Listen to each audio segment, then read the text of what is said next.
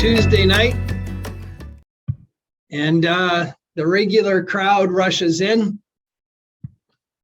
So for a few minutes, we're 7:31. We'll wait for a few more people to join us. And then I'll introduce our guest and what we're going to do tonight.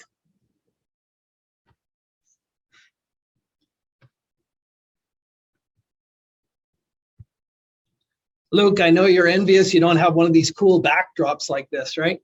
Yeah, man. I just got the closet doors behind me. You got to come out of the closet, Luke. There you go.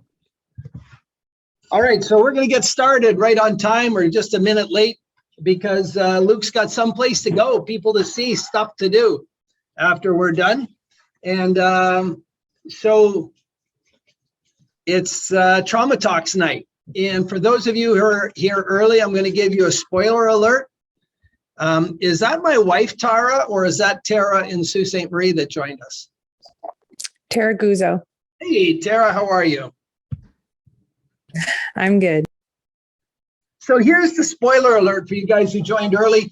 The next 8 weeks, this week plus 7 more, represent one chapter in my book that'll be finished in the fall.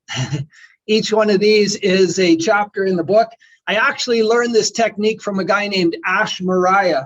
Now, you guys will remember Ash Mariah if you were in the session before Christmas, where I talked about lean startup methodology. And when Ash did his first book, that's how he did it. He went on the road and he realized that the material he was presenting was literally a book. So he wrote a presentation. He went on the road, did a 3-hour presentation, took that transcript, edited it, embellished it, and turned it into a chapter of his book. And then by the 7th or 8th chapter, he was pre-selling the book. So there's another advanced warning. By late June, I'll be plugging. So if all things come together, that's where we'll be. But so here we are tonight. And the topic tonight is the tragedy, where trauma begins. And we're actually going to back up a little bit. And the prologue to the book is called Today.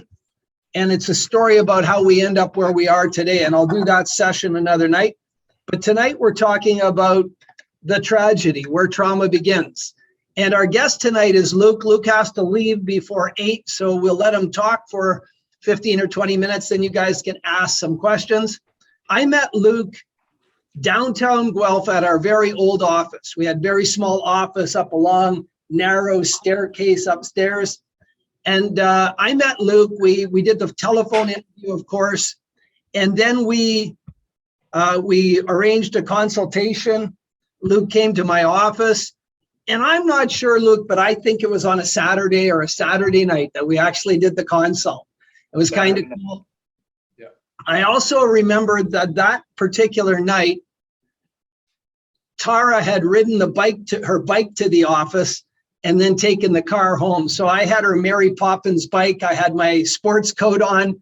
And that night, as Luke and I left the office, I put my bag over my shoulder and I rode my Mary Poppins bike home. So I'm not quite sure why Luke chose to work with me, other because I was the craziest therapist he'd ever met, or the only therapist he ever met that would meet him on a Saturday evening. But either way, we were fortunate enough to work together. When I met Luke, Luke was the quintessential guy. Ball cap over his eyes, wouldn't let his face be shown. Fair, if not reclusive, generally outside, because I didn't know him. He certainly was reclusive inside. We quickly became friends, got the work done, and I watched with great amazement as his transformation back to being the Luke he is started. And in terms of people who are determined and understand what that line in the protocol commitment means, Luke epitomizes that. Luke then went on to study with us. He did an NLP practitioner's course and he did PACE. And he went on during our work together. He decided that it would be nice if he could get back into a passion of his, baseball. And when we finished the breakthrough and before he did prac, he became the manager of a local semi-professional baseball team, which was quite exciting for me because I got to take my sons and my father-in-law to watch baseball at Luke's Field. I call it Luke's Field. And And then he changed gears again and entered his current profession. So without further ado, I'll put the spotlight on Luke. I'll bring Luke into the image, and everybody can say good evening to Luke. Oh man, we have a close-up on you now. My boys and I just watched The Last Samurai last night. You kind of look like Tom Cruise from The Last Samurai, dude. Yeah, I got the hair to match, that's for sure. Hair, beard, you have it all happening. That's amazing. All right, why don't we start, Luke? Just introduce yourself and what you're currently doing, where you are now at this stage in life, and then we'll go back. Sure. All right. Well, my name is Luke Baker. Obviously, I am currently working in the financial industry. I've been doing that for just over 3 years now, and it was for myself an area that I avoided like the plague for my entire life. So it took hardship. It took getting to a point in my life where I wasn't doing so well financially to kind of slay that beast, for lack of a better term. But yeah, it was something that I knew that I needed to do for myself and for my daughters. And I did it for the education. And then afterwards, I found a passion for it just because there was a lot of stuff I didn't know. And I felt like it was vital information that a lot of people could leverage and use, and I could be able to give back. So that's where I'm at with my career at this point. And I'm still coaching. I was coaching the Kitchener Panthers baseball team for a couple of seasons, and that was a lot of fun. However, I decided to take a step back from that. It was very busy, and because of my passion, I sometimes go a little over the top, and I spent a lot of time there and recognized that I needed to spend more with my daughters. So I'm now working with some elite baseball teams, guys that are about 14 to 16 years old, and helping them with their mental game and also with their physical performance and learning the importance of technique and how to connect mind to body. That's beautiful. So take us back, Luke, if you will, all the way back to when you were a ball player. Tell us about where you ended up in your ball playing career. Yeah, so going way back, I guess about 20 plus years ago, I played ball since I was a little guy, and always played travel, and was kind of on the cusp of being about an average ball player. When I was about 21, 22 years old, I read a book called The Mental Game of Baseball, and it was a big eye opener for me. Baseball is 90% mental, 10% physical, as they say, and as Yogi Bear would say. Anyways, I read this book, and it really kind of opened up it knocked down some limiting beliefs for myself and allowed me to then do things in baseball that I hadn't done before. So I was about 22 years old, which in that field, people would call you a late bloomer. I went to junior college at 22. Most of the guys were 17 and 18 years old. I was the old guy on campus, and then signed a professional contract the year after. So I went from being a relatively average ball player to breaking some league records that I was in the league I was in, and quickly fast tracking to a professional level. So yeah. What league were you in, Luke? I played in the Intercounty Baseball League, which was the league that I had started in. The professional league that I played in was called the Canadian Baseball League. It was the CBL. It was similar to the CFL. It was supposed to be the same kind of a concept. Unfortunately, that did not last. It lasted half a season. So I got a cup of coffee, and so did the league itself. And unfortunately, it folded as fast as it started. So yeah. So, and I don't know if anybody knows baseball, but Luke, just share with us, you're probably a great fielder. I don't doubt if you're a great fielder, but I think the story I remember most was about your batting. So just maybe share with us what transpired in that year when you started working on your mindset, where you were batting before and after. Yeah, so that was always my weakness as a kid. It's actually interesting, this mental performance program that are put on for these kids. I told them about myself as a kid. I was scared to death of getting hit by the baseball. That tailored into me being older, and I was okay. I was an okay hitter.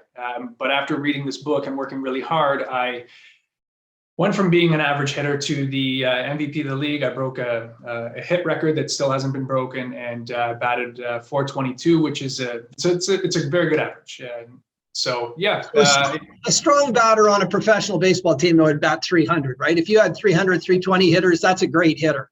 That's a great hitter, yeah. So to hit .422 all through the season is extraordinary. It definitely was, and it was a huge milestone for myself at the time because it was not something I never came close to before. And yeah, we're playing against ex-major leaguers and ex-professionals, so it was a big deal. It was a big jump. Yeah. And so after you left your semi-pro baseball career, what were you doing? After semi-pro ball, Coaching or? Yeah, no. So I did. I worked with athletes. I worked with their strength and conditioning. I worked with many types of athletes from literally every walk of life. Gymnasts, baseball, hockey, football, soccer, all sorts of. I just love athletics. I love how the body moves. So I wanted to help out in any way I could, and from some of the things I had learned. So yeah, I did that for a number of years. Had my own business for a bit. And, did okay. It was fun. I enjoyed it a lot. I loved interacting and giving back and teaching the stuff that I'd learned late. So yeah, I did that for a number of years, for about 10 plus years, while I was playing and slightly after. And you met your partner at the time and had your daughter. That's right. Yeah. So back in, we're going back to 2011 and 12. That's when I met my ex-wife. So we had a little one, my daughter Acacia, and she's already 8 years old, which is almost 8. So we had a kid. I lived in Ottawa for a bit, and took some time away from baseball and focused on the family. So nice. Yeah. And then fast forward past the actual tragedy to when I met you. What were you doing for a living when I met you? Yeah, so I was doing recycling and compost, so basically a garbage man. Long story short, yeah. So I was doing that. I respect the guys that are doing it. It's not an easy job. You're working 12 and a half, 13-hour days. Your breaks are as you drive to the the dump. So you've been dealing with a lot of stinky stuff all day, and you're got dirty hands, and you're eating with those same hands, and just throwing food down as you go from place to place. I lost about 15, 20 pounds. I'm not a big guy, so the cardio was wild, just constant go. But yeah, that's what I was doing when I met you, Alan. Yeah, and your sleep patterns then? Yeah, how would you just? 4 hours a night. Yeah, about 3-4 hours a night. I was getting about most. I was going to bed around midnight or so. Visiting my daughters after I would finish my shift. I'd have to go home and shower so I didn't smell, like the dump, and go visit my daughters, put them to bed, go back home, do some work, and whatever I was doing at the time, and get up at whatever it was, 3:30 in the morning, do my morning routine, and then get up and go to work. So Luke, why did you choose to drive the recycling truck? Why, you're a high performance coach. Why did you do something bigger? Yeah, so essentially what I was trying to do at the time, I was trying to get on the fire department. So I had gone to fire school and was working, I did the program there, and I did that job so that I could drive a DZ truck and practice my mapping and routing. So there was a bit of a means to an end there. And obviously it was okay money, and really more of a means to an end, but that's kind of the reason why I was at that job, and put me there. Well, outside of hard times. And so we're going to let Luke tell his story. If Luke could be with us longer, I'd introduce the what happened to Luke differently. But Luke, why don't you just describe that event and what transpired for you? Yeah, sure. So I have a daughter of my own with my ex-wife, and she has a daughter. So I still consider my stepdaughter, and still in her life. My ex-wife had an ex-husband, and we were in Ottawa visiting as we were doing. We recently just kind of got mobility, so we were back and forth from Ottawa once a month, so that the oldest daughter could visit her father. So we were in Ottawa. We were there a day early. I remember it being a Thursday, a beautiful day. We just visited my sister to get the keys to her place because she lived in Ottawa.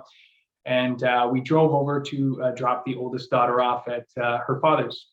Long story short, there was an agreement, a court order in place where he wasn't allowed to stay where he was currently staying. He had to stay somewhere else and find a place.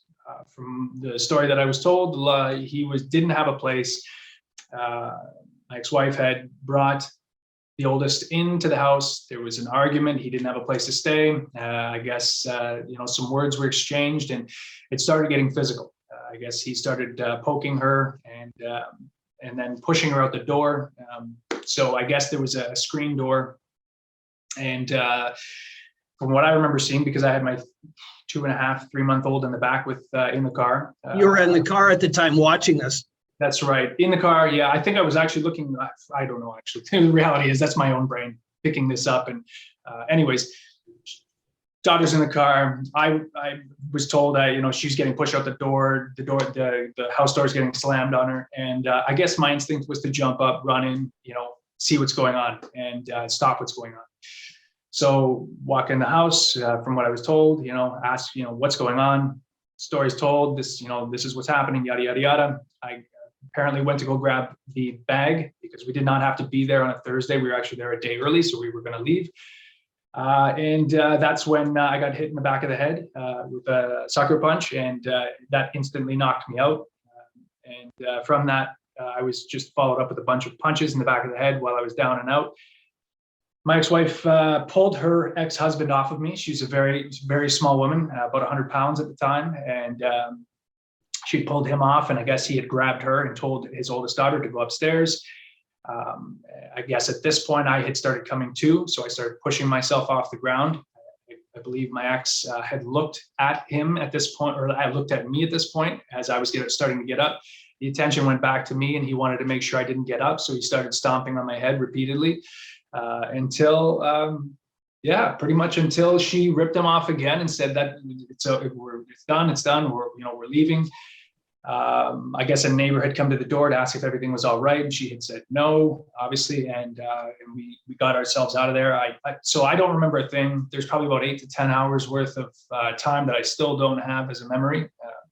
I suffered a fractured skull, broken jaw, retrograde amnesia, a solid concussion, bumps and scrapes and bruises and all the rest. But yeah. Did you get to the hospital? Did someone take you to the hospital, Luke? Yeah, the ambulance did. Yeah, they had to call an ambulance. I vaguely remember, I don't know.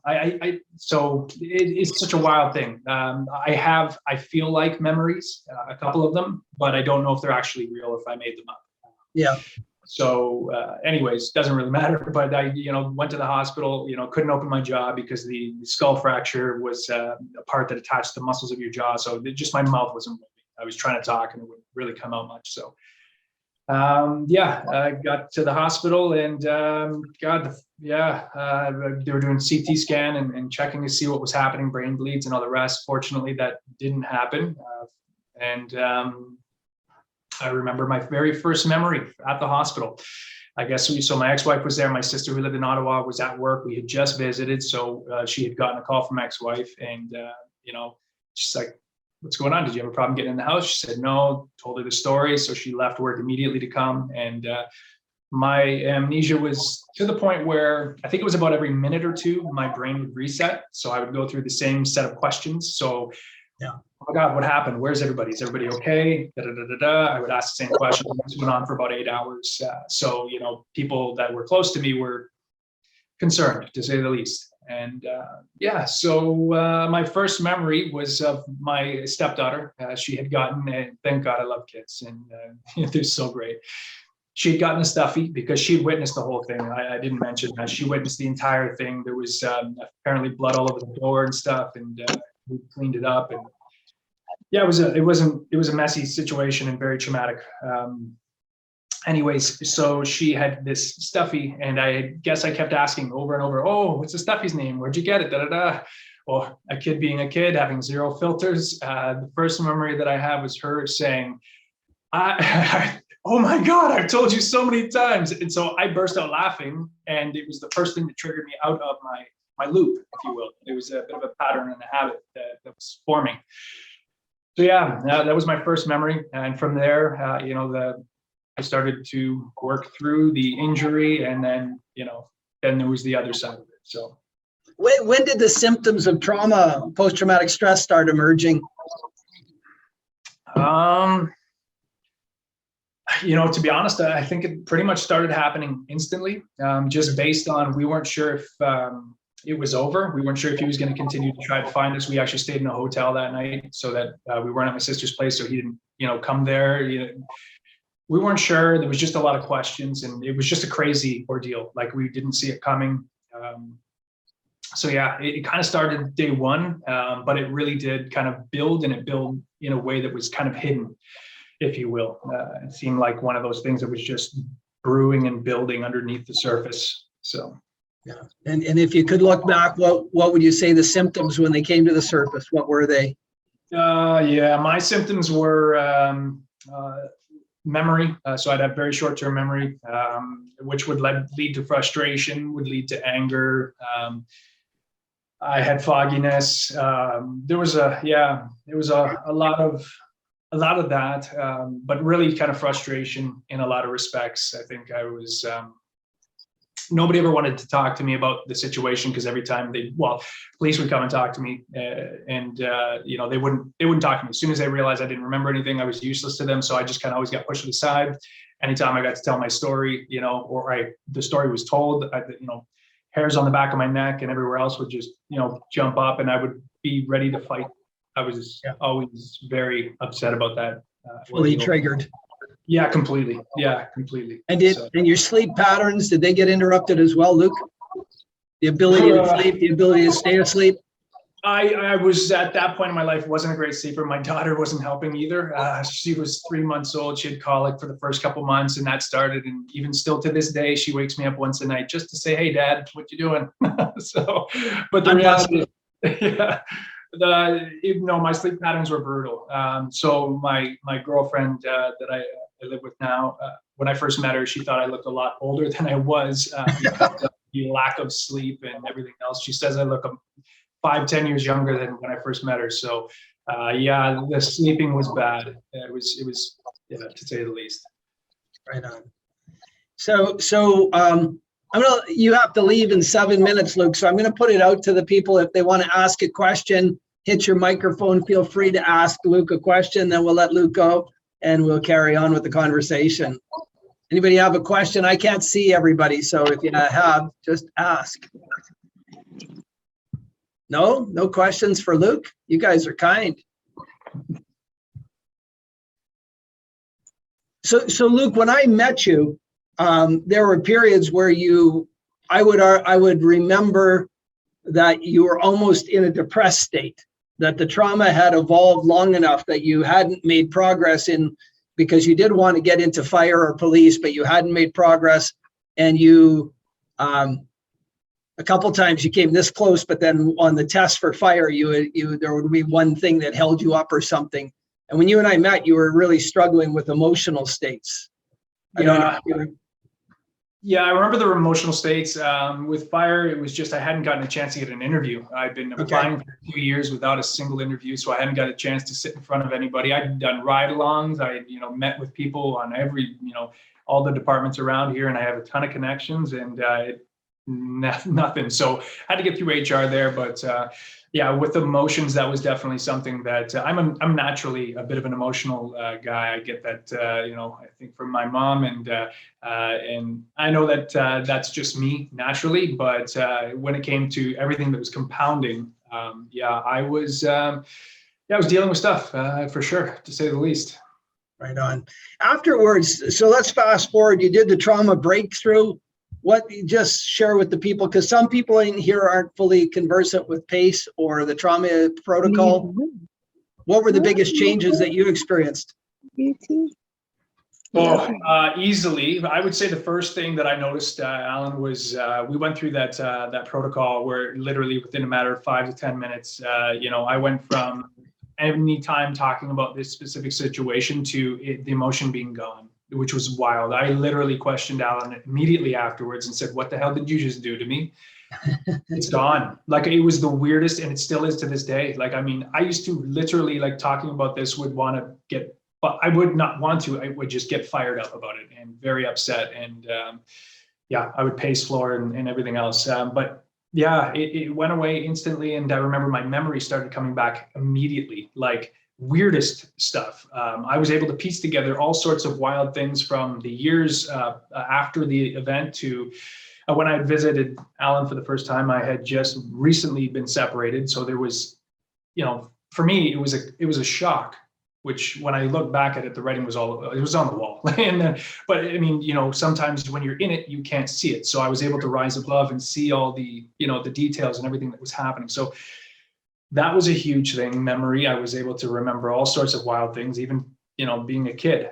It kind of unlocked a lot of stuff. But yeah, I noticed that, I was just, I don't know. I felt more like me. I got back into, coaching, which was huge for me. I loved being in and around sports. And, before we even finished our, therapy, if you will, I was already got the job for being a manager of a team, which I had not even planned on prior to meeting Allen. It was wild. It all happened very fast. So, but Luke, I actually remember the session. I said, well, what do you think's possible in your future? And you said, well, there was one time that I thought about coaching. I said, well, why don't you do it? The next time you came in, you said, you're not going to believe it. We just started talking about it. And I think someone actually contacted you and told you the position was open or something. It was some crazy universal, everybody was listening. Yeah, 100%. That's exactly what it was. The job opportunity presented itself literally the day after I said, okay, if a job or if a coaching position opens, I'm going to jump at it, whatever it is. I didn't care what it was. It happened to be for the team I used to play for. I'd never managed a baseball team before. I've done coaching on the other side of it, but that was outside of my realm. And even when I first took the job day one, I learned a lot about baseball. I've been playing it my whole life, and I learned a complete other side of it that was fantastic. I was really pleased that it worked out that way. But yeah, wild, the stars aligned. I think I did see a question. Repeat the point in pace that I had my breakthrough. So it wasn't actually in pace. It was through my own therapy. It was the trauma model that we had done that had literally, it was, the whole being in front of a movie and breaking it down and just watching the reel and over. And again, I never had one memory of this. This whole thing was just made up in my mind of the story that had been told so many times over. So in my mind, everything that I saw during this event that had happened was as bad as it probably could have been. When your mind goes to the end of the spectrum. That was kind of what I visualized that whole event being. So being able to take the emotion away like that. Luke didn't know at the time. We were in step 3 of PACE. We were doing the trauma model in step 3 of PACE. Okay, there you go. You go. Yeah, and back then I didn't do the PSSI-5, the test from Veterans Administration, so I don't have a pre and post score for Luke, but I still have his graph. I still have his ZTPI. Here's the other funny thing. Luke came in and did prac, and then he did PACE, and of course you do a breakthrough on PACE, and the person who got Luke said, well, what the hell am I going to do? You just did a breakthrough with Allen. And I said, you know what? Everybody has more room for growth. And the person, I forget who you did it with. I think it was a female hockey team, Jessica Law, maybe. Yeah. And she made Luke's ZTPI better doing a PACE breakthrough. That was quite exciting for Tara and I to see that, there's always room for improvement. But I remember your hedonism got better, your fatalism got better, and that was quite exciting. Yeah, definitely. As you mentioned, before, we're like onions, right? There's many layers to us, and it's high as I was riding that high off coming, from a low place to a high place. There was still work, definitely. So it was great that I did that course as well for that reason. Yeah. The other piece I want to say about Luke is, we have the pattern interrupt, the morning routine. This guy's a hardcore morning routine guy. I mean, when I've had lots of clients who embraced, he already had a morning routine, but I tell you, when I asked him to do a different morning routine, when I asked him to do something, the 100%, he knew what that meant, and he gave it 100%. And here we are. Here's the results now. So is this your new place you're sitting in? Yeah. This is the office here. I'm loving it. It's a nice change of pace. It's perfect size for me, my girlfriend, and my little one who visits. She's with me 50-50. So she's actually with my grandparents tonight. They did a sleepover because they moved from where they were, and that's where she grew up. That's where all our memories are and such. So she's missing that place a little bit. So she's spending some time with grandpa and grandma. That's so cool. All right, man, we've got to let you go. You got to go coach kids. I got one question here. I'll just answer it real quick. I got, and then I can run out. Did you have any pain after that experience? If so, what happened after your breakthrough with respect to pain? Physical pain or physical? Physical pain. Yeah, physical pain for me is not a big deal. I mean, that's part of life. It's part of being an athlete. The physical pain wasn't a big deal for me. Yeah, it hurt. Yeah, the concussion was odd. I remember my vision was messed up a bit because where I got hit was the back of the head. So this the occipital lobe, where you see and all that jazz. I had some issues there. The jaw was annoying. I just drink out of a straw, and I remember having my first meal, which was a steak dinner, which is probably a bad choice, but I was so hungry and it looked so good that had to have that. But yeah, the physical pain wasn't a big deal for me. Whatever. It was the other stuff that was way harder to deal with. And, you don't show your physical, pain. You can put ice on something that hurts. You can put, whatever, but the stuff that doesn't get dealt with. And I didn't have anybody deal with it until I met Allen, which would have been 2017. So that would have been 3 years after the incident. So I had 3 years of built up stuff that I was dealing with, and you're right at the peak of it all. And then, yeah. So the one thing I remember, Luke, is the change in your physiology, how you walked, how you moved, and you put on a little mass after we cleared the trauma. You put on some weight again. Yeah. And it was really interesting because, of course, physiology is 55% of communication. And when Luke came into Prac, he was a different character than when I met him downtown in the upstairs place. And I thank you for that, sir. Very much to this day. I appreciate it. My pleasure, Luke. Thanks, everybody. Thank Luke for being here tonight. Amazing, man. Thank you for letting me share my story, and thank you guys for being here. I appreciate it. Go change some kids' lives. You got it. We'll do. Nice chatting with you, Alan. Take care, everybody. Bye-bye.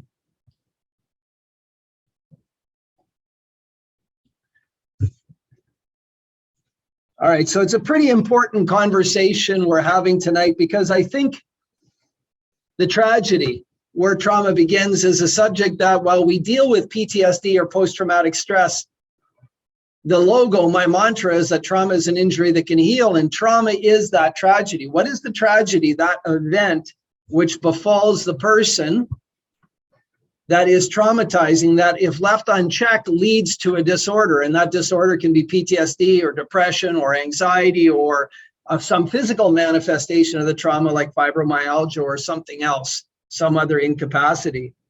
And I use the word tragedy, and I'll just read it because I think when you're traumatized, you actually have stepped into a tragedy, and you could think of it in a literary sense, where in a literary sense, a tragedy is a loss of something precious. And just the pure definition from the Merriam Dictionary is a tragic quality or element, a disastrous event, especially one involving distressing loss or injury to life. Right? These are the scope of the traumatic events, the tragedies. And so there is a form to the tragedy that I've come to understand, and in conversation with other people who practice trauma work, is that the form of the tragedy is one of three. The first one is what everybody can recognize and relate to. What happened to me, or what happened to the individual, is the form of the tragedy. Something happened to them. And that's the one that we're most common, that we're most familiar with, that we understand best. But there's a second one that in studies at MIT and other universities, they say actually has a greater traumatizing impact. And that's bearing witness to a traumatic event, which you are unable, so helpless, or you choose not to intervene in. And that ends up in a traumatic outcome or a tragedy. And because you bear witness to it, you are traumatized. And a lot of people don't understand that.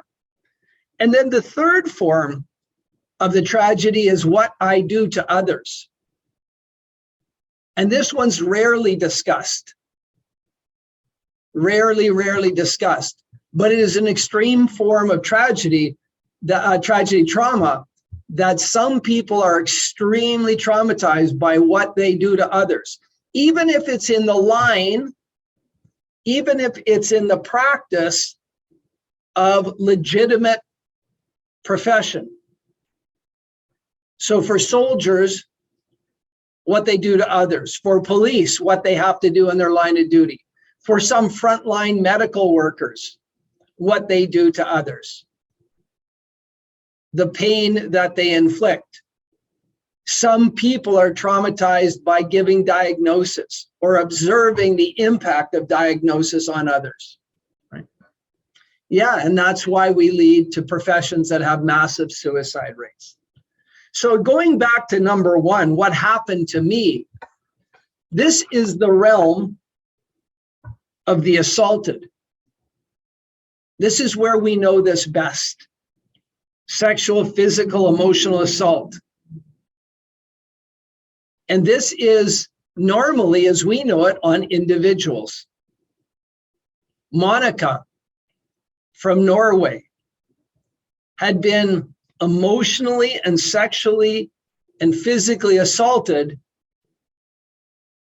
for almost 20 years by an ex, and the court system failed to protect her. And when she flew from Norway to Canada to be helped, it was she had left a 6-week prolonged exposure clinic, knowing that she was still traumatized, turned on the radio, and by some incredible act of good fortune, she heard Life After PTSD podcast. And by the time she drove 6 hours home, she had made the determination she was coming to Canada, and she was here within 2 weeks. And she stayed for 5 days, and we ended that trauma. It is also the realm, so what happens to me is also the realm of groups.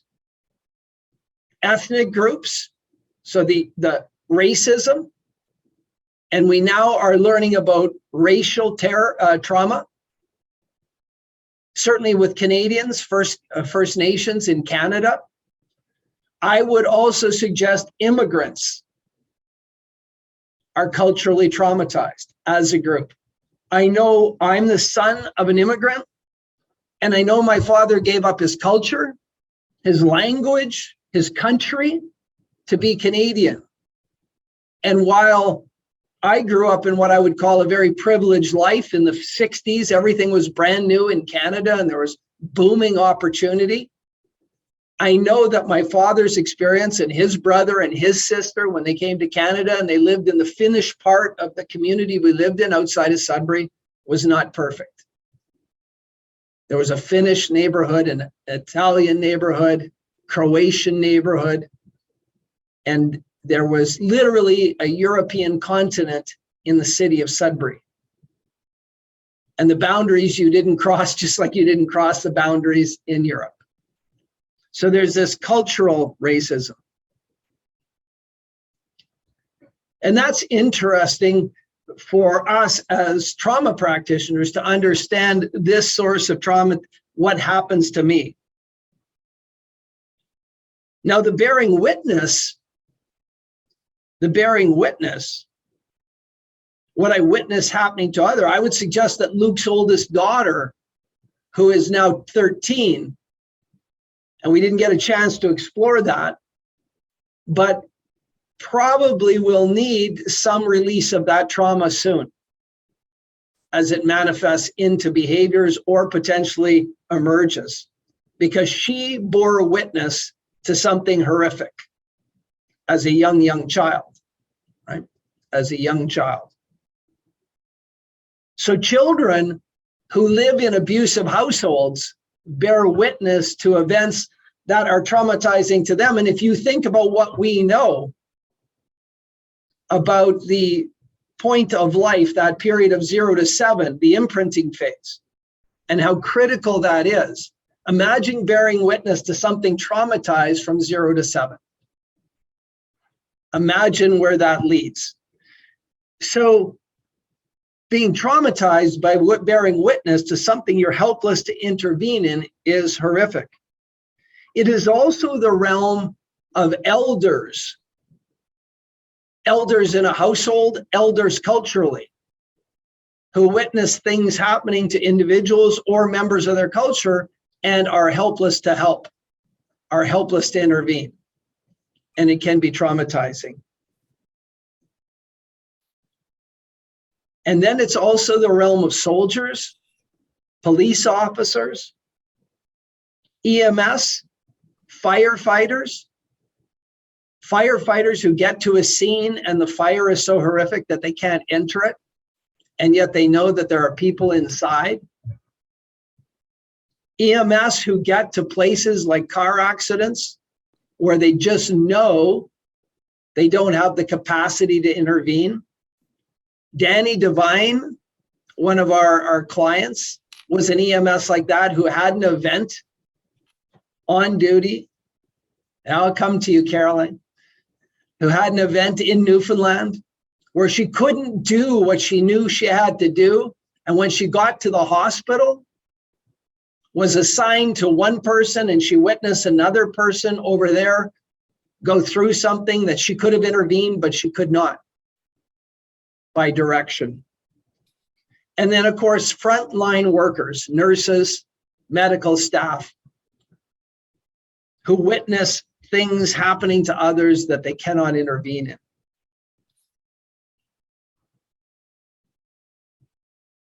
And then there's those who choose not to intervene, but are haunted by the decision to not intervene.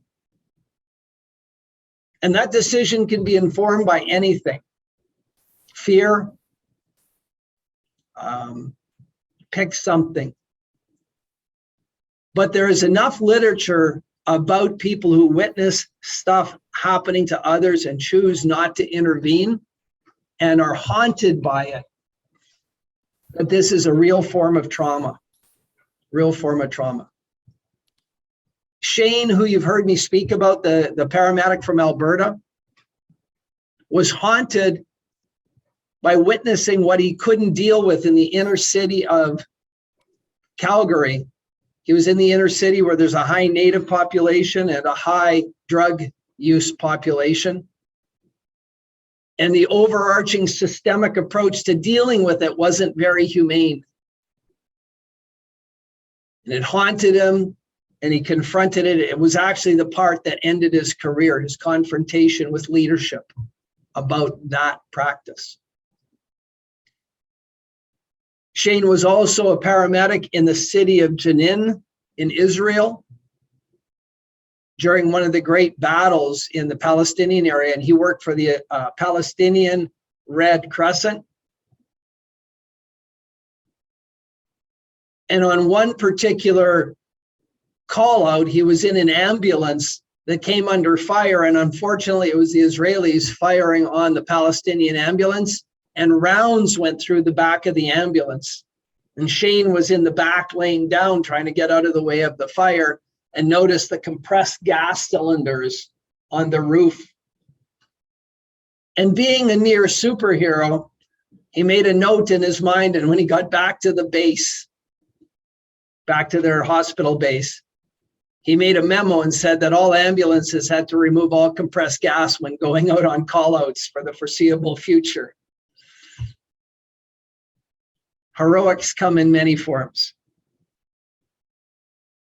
And that does explain places in the world like South Africa or Kenya or Syria, where we bear witness to things happening to others, but we're either unable to help or we decide not to help, right? And when you witness that, and Carrie put a post in there, growing up repetitively, it could be, and most possibly is, traumatizing. It may not lead to PTSD, but it could be significantly traumatizing. And again, this witnessing of things when you're before 7 is critical. In my own journey, I witnessed a labor dispute. And at 13 years old, me and some friends, childhood friends, had gone over the mountain to the mine site, to the gate, to watch the goings on, because we heard it was, whatever kids hear. And my friends and I were sitting up on the bank overlooking the parking lot. when one of the people who was management and had been inside the mine maintaining the operations for 2 weeks while the strikers were outside the fence, he went to leave and they went to pull him out of the car, and he was in fear. He grabbed a knife inside his car and he stabbed another man. And as young kids, we witnessed this at 13. All right. And we were helpless to do anything. I say that, and then part of my brain screams, no, you chose not to do anything. But at 13, when you're looking at literally a sea of miners, I don't know what kind of superhuman feat it would have been for 3 13-year-olds to run into the middle of that to do something constructive. So what we bear witness to. Then what I do to others,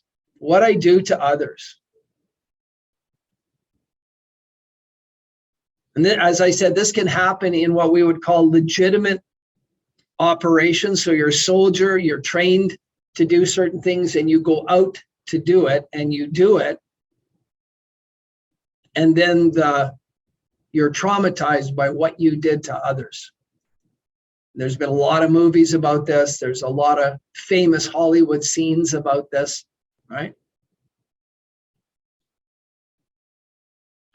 But I think what we do to others includes witnessing, but not assisting, right? Witnessing, but not assisting.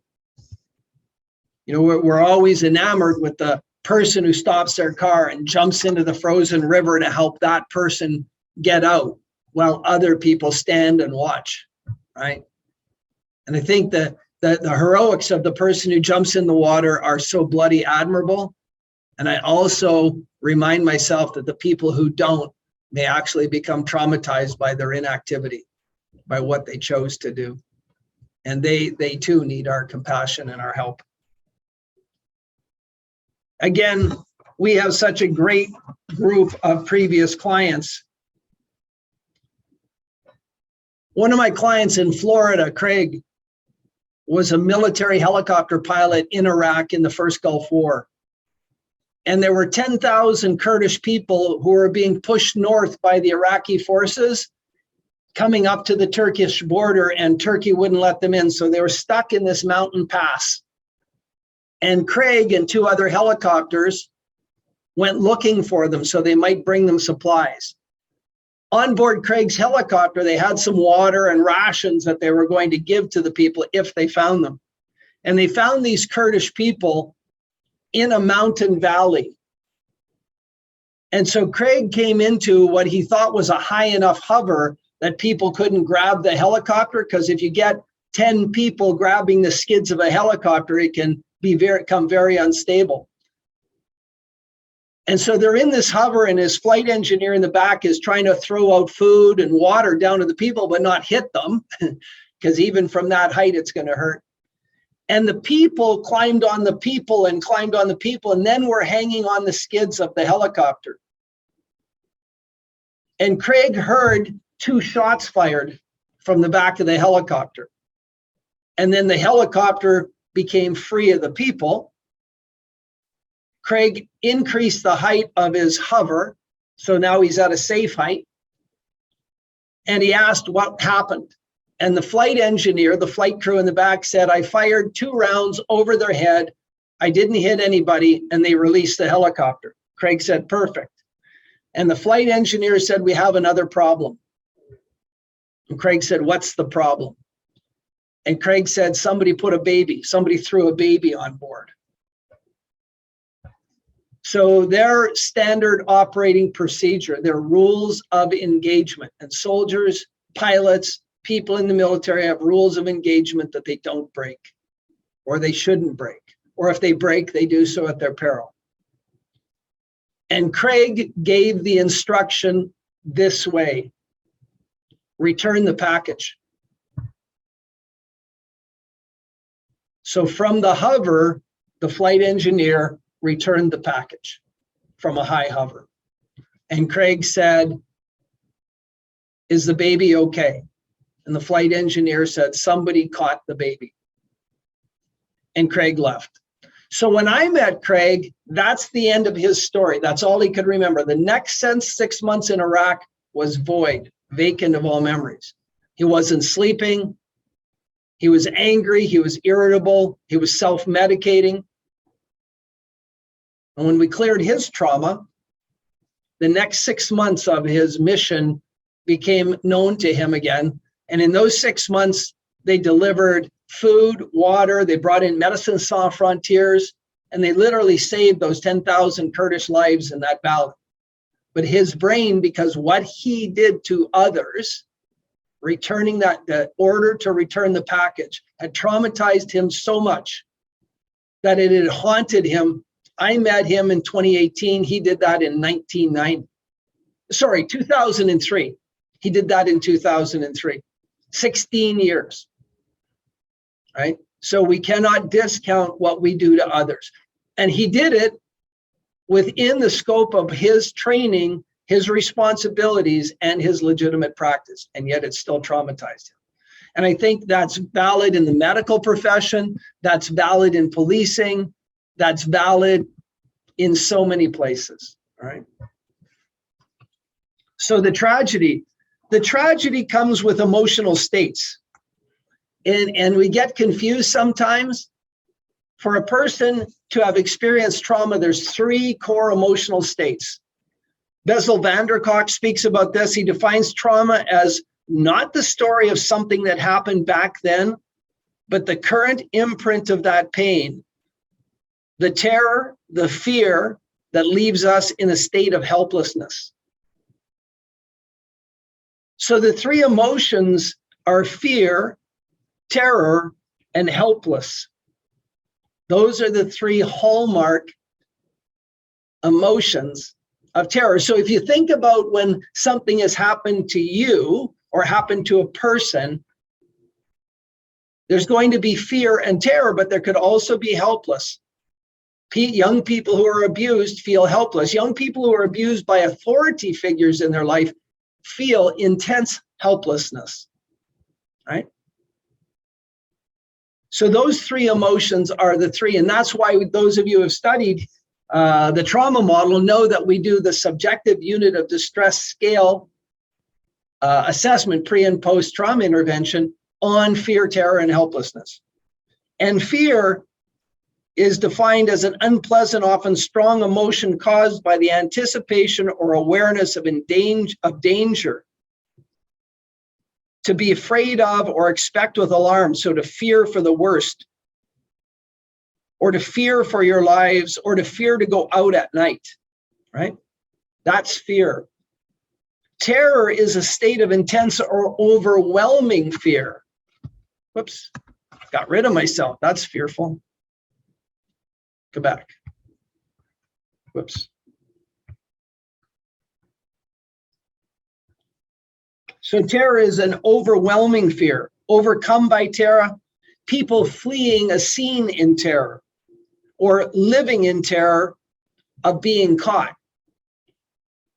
Now, I lost somebody I know who should have come through the trauma protocol, but confronted their worst fears, knowing that if they overcame their trauma, they should probably face the consequences of their action because they did something that broke the code of conduct for a military person. And so they chose not to deal with their trauma.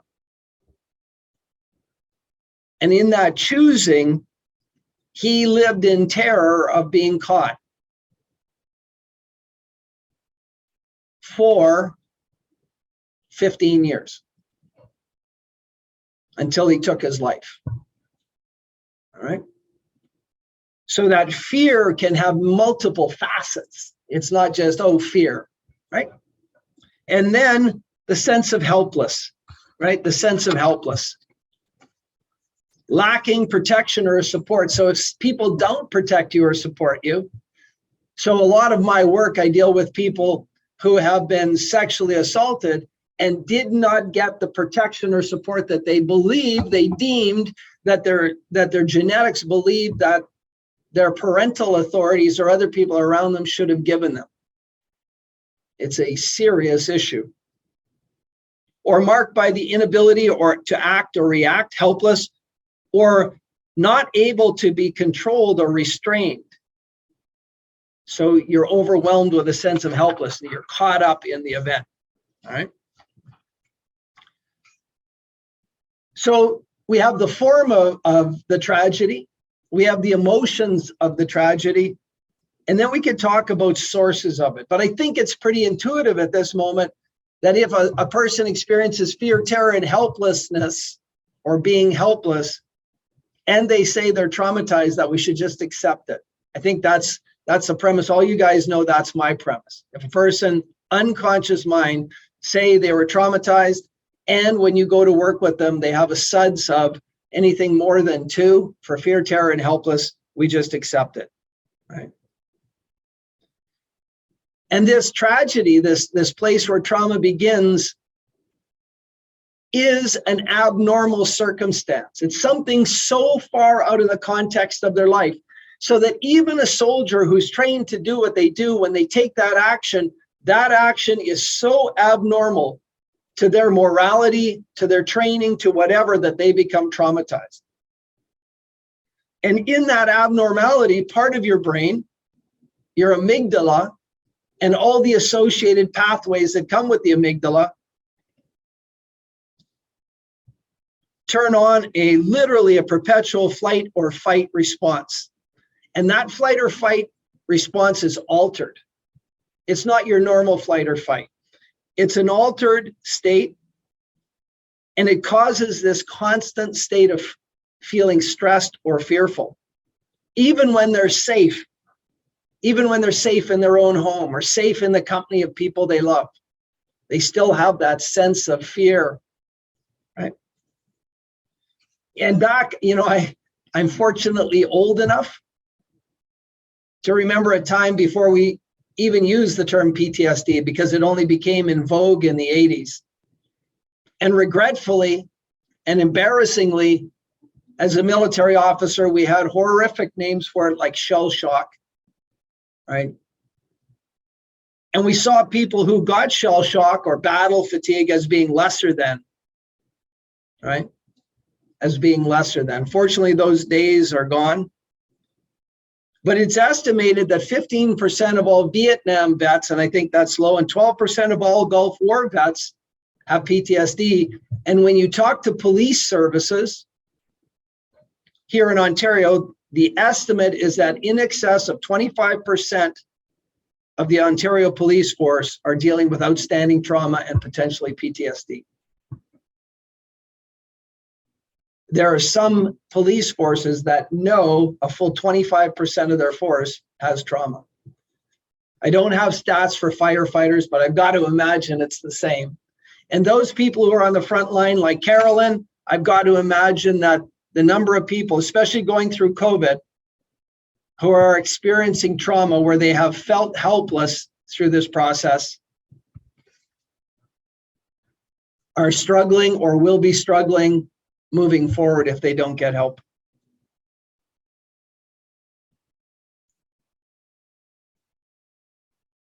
So this sense of, there you go, oh, they're struggling. So this sense of an overwhelmingly negative event is so abnormal that your amygdala and its associated wiring steps up and says, I need to be on high alert, high vigilance for my owner,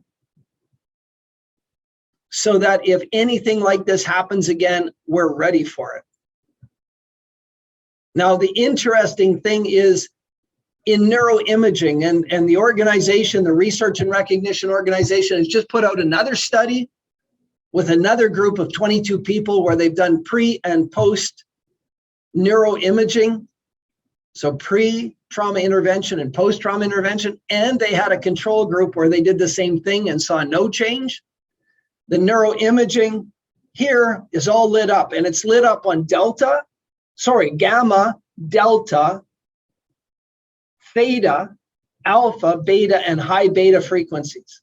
So when you're traumatized, your brain is lit up in a flight or fright method in all the frequencies, including the ones you sleep in, hence the inability to go to sleep because melatonin production is inhibited. and the inability to stay asleep. You wake up because your brain is on high alert in theta. So you start having wake-ups, right? And that research has come out. There's another paper by the Research and Recognition Organization.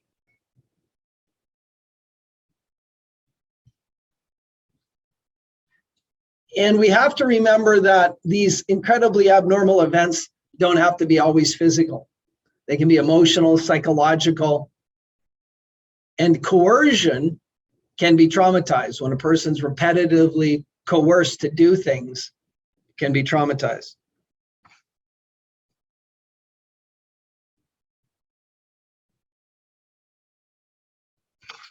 And so you don't always have to be at the site of the abnormal. You can witness something from a distance.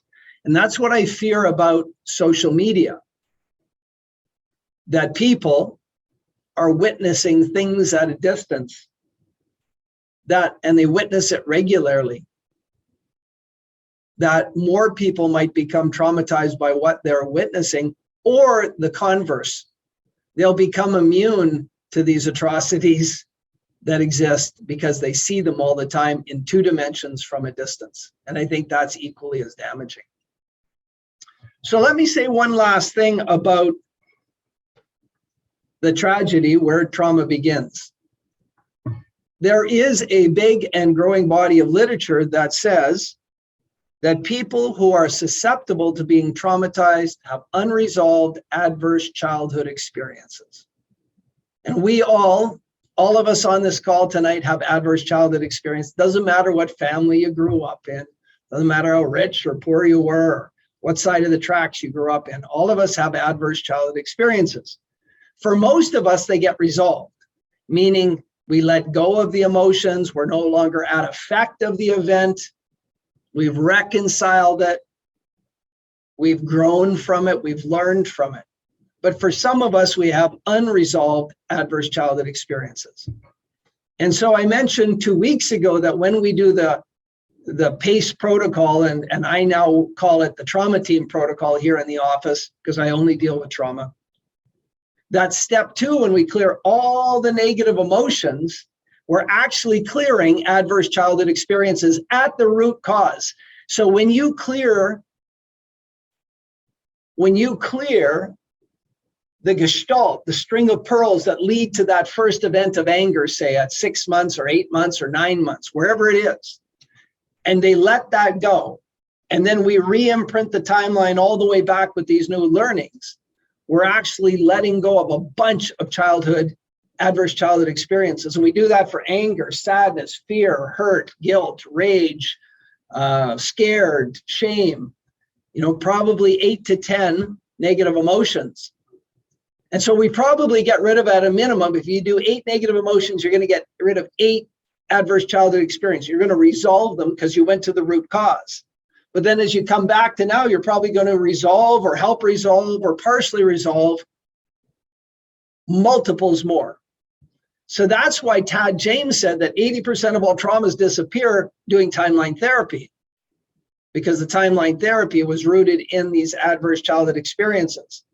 And when you cleared them, when you release them, the amygdala then reevaluates everything. Now, I have no empirical evidence of this. This is the book of Allen. But I believe that when you clear a trauma or clear an adverse childhood experience, the amygdala recalibrates everything. So when we've cleared all the adverse childhood experiences, and then we move to step 3, where we actually clear trauma, and we prioritize them, the top 3 traumas. When we clear those top 3 traumas, the amygdala has recalibrated everything and can stand down. Now, Luke was what I call an episodal trauma, a one-time event. But most of my clients are extraordinarily long terms of trauma, from childhood to teenage years to adolescence. People who have been part of sexual abuse or emotional abuse or physical abuse for years, if not decades. And yet the same thing happens. And in the research in the States, people who had sexual assaults before joining the military, sexual assaults called military sexual traumas in the military, and line of duty traumas. when we cleared their adverse childhood experiences and we cleared their top 3 traumas, the ripple effect went through all traumas, and they could tell the story of every trauma without any negative emotional arousal.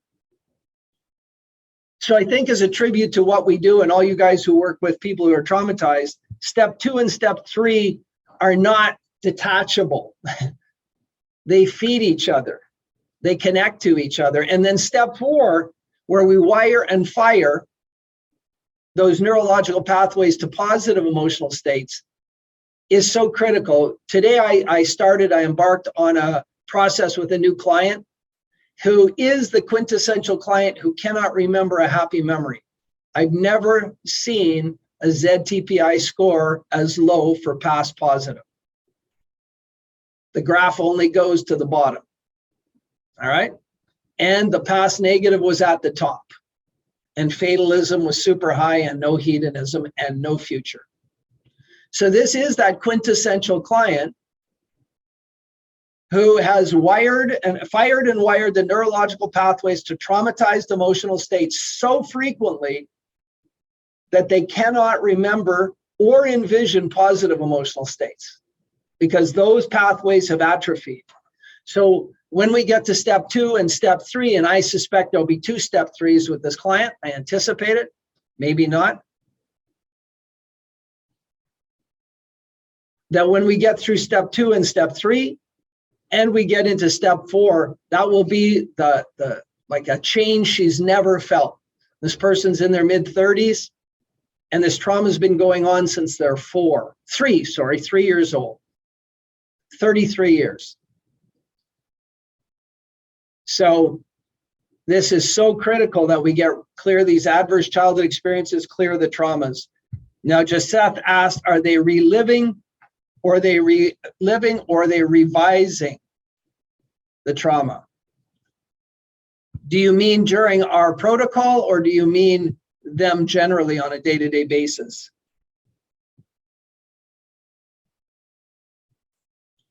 You also asked about complex trauma.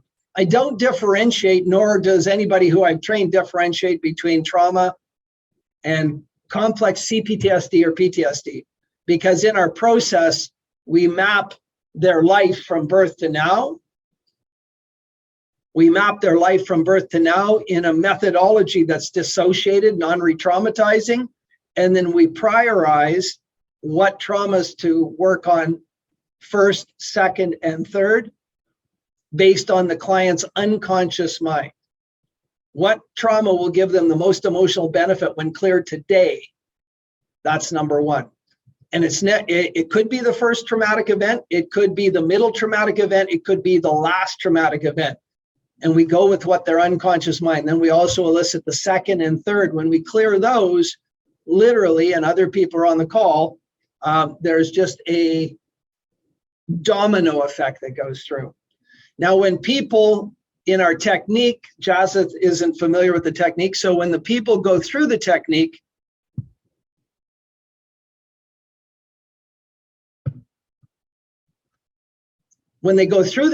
we are using a concept in psychology called reconsolidation. And in that reconsolidation, we activate the memory. Now, we activate the memory by either having them play it in their mind's eye or by telling the memory. As soon as we see any emotional activation, so any emotional distress coming, we get them to break state, we put them in a calm state, and then we start the technique. And we only allow them to access the traumatic event and get a little bit triggered so that the memory is active. When the memory is active, it enters a window of 6 to 24 hours that it is very workable. And that period is a period of labelization. So in that period of labelization, we'll now do the actual trauma technique. And then that night, when that memory goes back into long-term memory, it will go back into long-term memory non-triggering. And it goes back into long-term memory absolutely intact, without extinction and without suppression. Have fun baby wrestling, Carolyn, if that makes sense. So there you go. So tonight's topic was the tragedy where trauma begins. And I ended it by talking about adverse childhood experiences because I think it's naive. I think it's misdirected. I think it's inappropriate to just focus on trauma because you guys all know a trauma technique takes 15, 20 minutes, 30 minutes max. And if we do that while we relieve the insanity of their traumatic response, we don't allow them, we don't help them get to being more robust. And I believe in my heart that you cannot prepare for events in your life by doing repetitive exposure. Otherwise, police who have been on duty for 25 years wouldn't get traumatized in the 25th year or 27th year or 28th year of their career. They would be already immune to trauma. Same with soldiers. So I think the only way that we become robust is by clearing the adverse childhood experiences, clearing the traumas, and then accessing the positive emotions of life. And you guys have all heard me talk about this, that hedonism is actually pleasure in the moment, and it's seeing the beautiful. It's hearing the amazing. It's feeling the icy cold water in Simone's pond at 38 degrees Celsius. If those of you want to go visit her and have a dip in her really cold pond. But that is the beauty of life in that experiential part. Then and only then does a person become robust to actually be able to be present in the moment, experience what they experience without their amygdala coming to the forefront and say, I need to protect this person from this point forward. And again, for me, trauma is your brain's perfect reaction to an abnormal situation, right? And it does protect people who are in really bad places. It does protect them when they're in that response. But in the society we live in, being in a hypervigilant, hyper-aware, triggered response is not okay. And again, as a guy who's been there, done that, got a t-shirt where I believe that everybody had 3 to 4 nightmares just like me a week, where I woke up soaking wet screaming or woke up moving. And by moving, I mean running.